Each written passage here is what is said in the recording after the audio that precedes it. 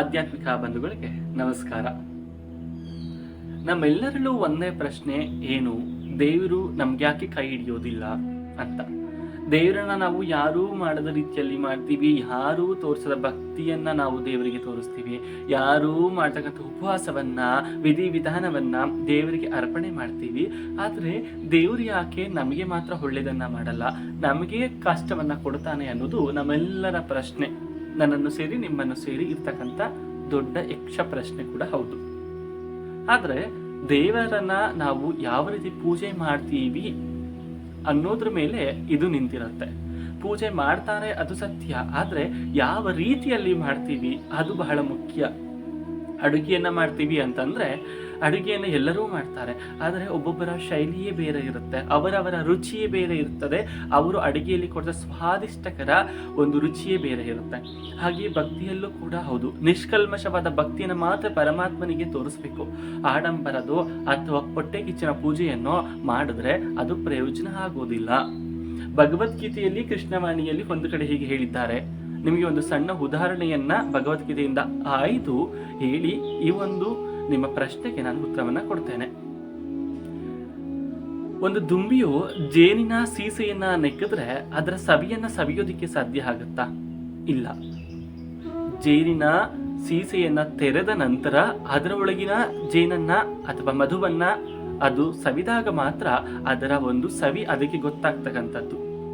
ದುಂಬಿಯು ಜೇನಿನ ಸೀಸೆಯನ್ನು ಸವಿದಂತೆ ಸೀಸೆಯನ್ನು ತೆರೆಯದೆ ಮಧುವಿನ ಮಕರಂದ ಹೇಗೆ ಗೊತ್ತಾದಿತ್ತು ಅಂತ.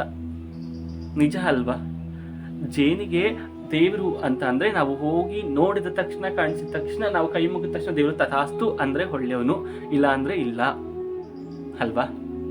ಹಾಗೆ ಜೇನು ಅಥವಾ ದುಂಬಿ ಹೋಗಿ ಆ ಸೀಸೆಯನ್ನ ನೋಡಿದ ಕೂಡಲೇ ಮೇಲಿಂದನೇ ಆ ಸೀಸೆಯಿಂದ ಕಾಣ್ತಕ್ಕಂಥ ಜೇನನ್ನ ಸವಿದು ಇದು ಮಕರಂದವೇ ಇಲ್ಲ, ಸಿಹಿಯೇ ಇಲ್ಲ, ಇದು ಪ್ರಯೋಜನ ಇಲ್ಲ ಅಂತ ಅಂದುಕೊಬಿಟ್ರೆ ಹೇಗೆ?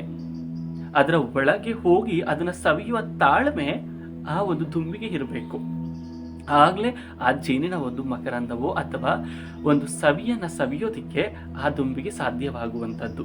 ಹಾಗೆಯೇ ನಮ್ಮಲ್ಲಿಯೂ ಕೂಡ ನಿಷ್ಕಲ್ಮಶವಾದ ಭಕ್ತಿಯನ್ನ ದೇವರಿಗೆ ದಾರಿ ಎರಿಬೇಕು. ದೇವರಿಂದ ವರವನ್ನಾಗ್ಲಿ ಆಶೀರ್ವಾದವನ್ನಾಗ್ಲಿ ಕೃಪೆಯನ್ನಾಗ್ಲಿ ಪಡ್ಕೊಳ್ಬೇಕು ಅಂದ್ರೆ ಅಷ್ಟು ಸುಲಭದ ಮಾತಲ್ಲ. ನಾವೇನೋ ಮಾಡಿರ್ತೀವಿ, ನಮ್ಮ ಒಳ್ಳೆಯ ಕೆಲಸಗಳಷ್ಟೇ ನಮಗೆ ಜ್ಞಾಪಕ ಇರುತ್ತೆ. ನಾವು ಒಂದು ಇರುವೆಯನ್ನು ಸಾಯಿಸಿರೋದ್ರಿಂದ ಕೂಡ ಭಗವಂತ ಲೆಕ್ಕ ಇಟ್ಟಿರ್ತಾನೆ. ಅದನ್ನೆಲ್ಲ ಅವನು ತೂಕ ಮಾಡ್ತಾ ಬರ್ತಾನೆ, ತುಲಾಭಾರ ಮಾಡ್ತಾನೆ. ನಿಮ್ಮ ಪಾಪ ಪುಣ್ಯ ಎರಡೂ ಸಮನಾಗಿ ಬಂದ ಮೇಲೆ ಯಾವುದಕ್ಕೆ ಎಷ್ಟು ರೀತಿಯ ಫಲವನ್ನ ಕೊಡಬೇಕು ಅದನ್ನು ಭಗವಂತ ಕೊಟ್ಟೇ ಕೊಡ್ತಾನೆ. ನಂಬಿಕೆ ಅನ್ನೋದು ಬೇಕು, ತಾಳ್ಮೆ ಅನ್ನೋದು ಮುಖ್ಯವಾಗಿ ಬೇಕು. ಈ ಆಧ್ಯಾತ್ಮದಲ್ಲಿ ಆಗಲಿ ದೇವರಲ್ಲಿ ಆಗಲಿ ನಂಬಿಕೆ ಇಲ್ಲ ಅಂತಂದ್ರೆ ಯಾವ ಫಲವೂ ನಮಗೆ ಸಿಗೋದೇ ಇಲ್ಲ, ನಾವು ನಿರೀಕ್ಷೆ ಮಾಡೋದಕ್ಕೂ ಆಗೋದಿಲ್ಲ, ಅವರವನ್ನ ಪಡ್ಕೊಳ್ಳೋದಿಕ್ಕೂ ಆಗೋದಿಲ್ಲ. ಎಷ್ಟೋ ಜನ ದೇವರನ್ನ ನಂಬಿ ನಡೀತಾ ಇರೋರು ಇದ್ದಾರೆ. ಇಂದಿಗೂ ಅವರು ಏನಾದ್ರೂ ಒಂದು ಕೆಲಸವನ್ನ ಮಾಡಬೇಕು ಅಂತಂದ್ರೆ ಆ ದೇವರಿನ ಒಂದು ಪ್ರಸಾದವನ್ನು ಅಥವಾ ಆತನಿಂದ ಏನಾದ್ರೂ ಒಂದು ಸೂಚನೆಯನ್ನು ಪಡ್ಕೊಂಡೆ ಕೆಲಸಗಳನ್ನ ಮಾಡ್ತಕ್ಕಂಥದ್ದು. ಆಗ ಅವರಿಗೆಲ್ಲ ಬುದ್ಧಿ ಇಲ್ವಾ? ಅದು ಅವರ ನಂಬಿಕೆ. ಈಗ ಯಾರೋ ಹೇಳ್ತಾರೆ ದೇವರೆಲ್ಲಿದ್ದಾನೆ ತೋರಿಸಿ. ದೇವರನ್ನ ನಾವು ತೋರಿಸಲಿಕ್ಕೆ ಆಗುದಿಲ್ಲ, ನಮ್ಮ ನಂಬಿಕೆಯಲ್ಲೇ ದೇವರಿರ್ತಕ್ಕಂಥದ್ದು. ಹಾಗಂತ ನೀವು ಮೌಢ್ಯರಾಗಿ ಮೂಢನಂಬಿಕೆಯಾಗಿ ಏನೇನೋ ಮಾಡಿ ಅಂತ ಹೇಳೋದಿಲ್ಲ. ನೀವು ಏನನ್ನ ಮಾಡ್ತೀರಾ ಅದರಲ್ಲಿ ನಂಬಿಕೆಯನ್ನು ಇಟ್ಟು ಮಾಡಿ, ಆಗ ಅದರಲ್ಲಿ ದೇವರು ಕಾಣ್ತಾನೆ. ಸುಮಾರು ಜನ ಅಥವಾ ನನಗೆ ಹೇಳ್ತಾರೆ, ನಾನು ಯಾವಾಗಲೂ ದೇವರನ್ನ ಸ್ಟೇಟಸ್ಗೆ ಹಾಕೊಳ್ಳುವಾಗ, ಪೂಜೆ ಪುನಸ್ಕಾರಗಳನ್ನ ಸ್ಟೇಟಸ್ ಹಾಕೊಳ್ಳುವಾಗ ಸುಮ್ಮನೆ ಹೋಮ ಹವನಗಳನ್ನ ಮಾಡ್ತೀರಾ, ಮತ್ತೊಂದು ಮಾಡ್ತೀರಾ. ವೇದವಲ್ಲದ ವಿಜ್ಞಾನವಿಲ್ಲ, ವಿಜ್ಞಾನವಲ್ಲದ ವೇದವಿಲ್ಲ. ವಿಜ್ಞಾನಕ್ಕೆ ಅನುಗುಣವಾಗಿ ನಮ್ಮ ಸನಾತನರು ಸನಾತನದಿಂದಲೂ ಈ ಒಂದು ವೇದವನ್ನ ಮಾಡ್ಕೊಂಡು ಬಂದಿದ್ದಾರೆ. ಅದು ವಿಜ್ಞಾನಕ್ಕೆ ಒಂದಕ್ಕೊಂದು ಸಂಬಂಧವನ್ನ ಕೂಡ ಹೊಂದಿದೆ. ಸನಾತನ ಧರ್ಮ ಅಂದ್ರೆ ಅಷ್ಟು ಸುಲಭದಲ್ಲ. ಪ್ರತಿಯೊಂದರ ಹಿಂದೆಯೂ ಕೂಡ, ಪ್ರತಿಯೊಂದರ ಶಾಸ್ತ್ರದ ಹಿಂದೆಯೂ ಕೂಡ ಒಂದೊಂದು ಮಹತ್ವವಿದೆ.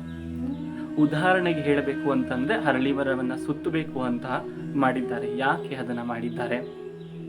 ಸಾಮಾನ್ಯವಾಗಿ ನಮಗೆ ನಾವೇ ಕೇಳ್ಕೊಳ್ಳೋದು, ಒಂದು ಸಣ್ಣ ಹುಡುಗನು ಕೂಡ ಅರ್ಥ ಮಾಡ್ಕೊಳ್ಬೇಕಾದಂತ ವಿಷಯ ಏನು ಅಂತ ಅಂದ್ರೆ ಅದನ್ನ ಸುತ್ತೋದ್ರಿಂದ ನಮಗೆ ಏನಾಗುತ್ತೆ.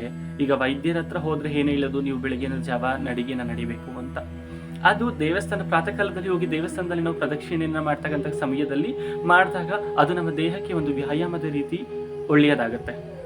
ಹಾಗೆ ಅದರಿಂದ ಬರ್ತಕ್ಕಂಥ ಅಥವಾ ಹರಳಿ ಮರದ ಗಾಳಿಯನ್ನು ನಾವು ಕುಡಿದ್ರೆ ಅದು ಆರೋಗ್ಯಕ್ಕೆ ತುಂಬ ಉತ್ತಮ. ಹೀಗೆ ಹಲವಾರು ವಿಜ್ಞಾನಗಳಿವೆ.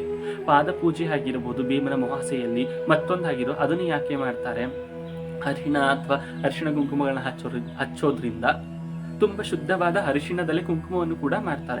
ಆ ಶುದ್ಧವಾದ ಅರಿಶಿಣವನ್ನ ಕಾಲಿಗೆ ಹಚ್ಚೋದ್ರಿಂದ ನಮ್ಮ ಕಾಲಿನಲ್ಲಿರ್ತಕ್ಕಂಥ ಯಾವುದಾದ್ರೂ ಕ್ರಿಮಿಕೀಟಗಳೋ ಅಥವಾ ಇನ್ನೇನೋ ಒಂದು ತೊಂದರೆಯಿಂದ ಇದ್ರೆ ಆ ಅರಿಶಿಣ ಅದನ್ನೆಲ್ಲ ಹೋಗ್ಲಾಡಿಸುತ್ತೆ.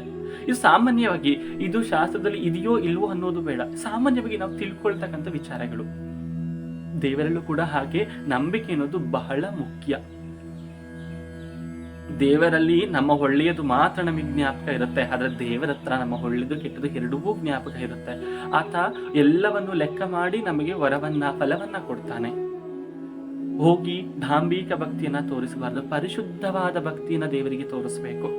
ನೀವು ದೇವಸ್ಥಾನಕ್ಕೆ ಹೋದ ತಕ್ಷಣ ಅಲ್ಲಿ ಹೋಗಿ ವಸ್ತುಗಳನ್ನ ಮುಟ್ಟು ಅಥವಾ ಪ್ರವೇಶ ದ್ವಾರವನ್ನ ಬಿಟ್ಟು ನಮಸ್ಕಾರ ಮಾಡಿಕೊಂಡು ಒಳಗೆ ಹೋಗಿ ದೇವರನ್ನ ನೋಡಿ ನಮಸ್ಕಾರ ಮಾಡಿದ ನಂತರ ಮಂಗಳಾರತಿಯನ್ನ ತಗೊಂಡು ತೀರ್ಥವನ್ನ ತಗೊಂಡು ಬಂದು ಕೂತ್ಕೊಳ್ತೀರಾ.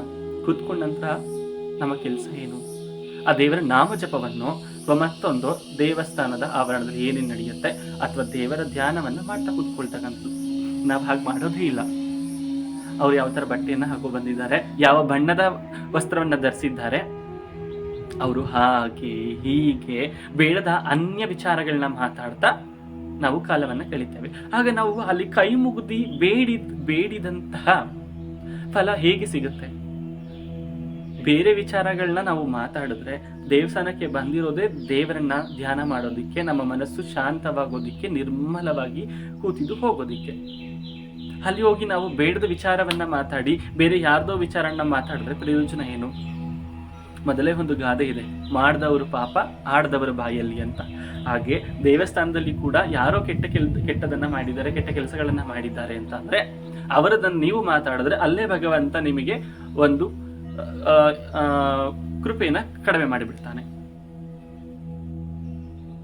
ಹಾಗೆ ದೇವಸ್ಥಾನದಲ್ಲಿ ಹೋದಾಗ ನಾವು ಪರಿಶುದ್ಧವಾದ ಭಕ್ತಿಯನ್ನ ಪರಮಾತ್ಮನಿಗೆ ನೀಡಿದ್ರೆ ಅವನು ಕೂಡ ನಿಮಗೆ ಆಶೀರ್ವಾದವನ್ನ ನೀಡ್ತಾನೆ.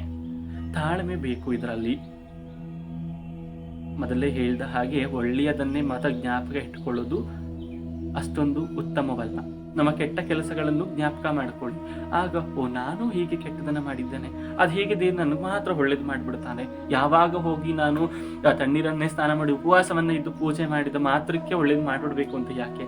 ಯಾವತ್ತೋ ಒಂದಿನ ಮಾಡ್ಬಿಟ್ಟಿನ ಬಾಕಿ ದಿನ ಎಲ್ಲ ಬೇರೆಯವ್ರ ವಿಚಾರವನ್ನ ಮಾತಾಡ್ತಾ ಇದ್ರೆ, ಅನ್ಯರ ಬಗ್ಗೆ ಮಾತಾಡ್ತಾ ಇದ್ರೆ ಭಗವಂತ ಎಲ್ಲಿ ಒಳ್ಳೇದು ಮಾಡ್ತಾನೆ ಹೇಳಿ? ಹೀಗೆ ಬಹಳಷ್ಟು ಉದಾಹರಣೆಗಳನ್ನ ಕೊಡಬಹುದು. ಇನ್ನು ನನ್ನ ಮುಂದಿನ ವಿಡಿಯೋಗಳಲ್ಲಿ ಇದರ ಬಗ್ಗೆ ಹೆಚ್ಚಿನ ವಿವರಗಳನ್ನ, ಮಾಹಿತಿಗಳನ್ನು ನಿಮಗೆ ನೀಡ್ತೇನೆ. ಇದೇ ರೀತಿ ವಿಡಿಯೋಗಳಿಗಾಗಿ ನನ್ನ ಯೂಟ್ಯೂಬ್ ಚಾನಲನ್ನು ಸಬ್ಸ್ಕ್ರೈಬ್ ಮಾಡಿ ಮತ್ತು ಬೆಲ್ ಐಕಾನನ್ನು ಪ್ರೆಸ್ ಮಾಡಿ. ನನ್ನ ಮೊದಲನೇ ಹಾಕಿದ ತಕ್ಷಣ ನನ್ನ ಮೊದಲ ವಿಡಿಯೋ ನಿಮಗೆ ಬರುತ್ತೆ. ಧನ್ಯವಾದಗಳು.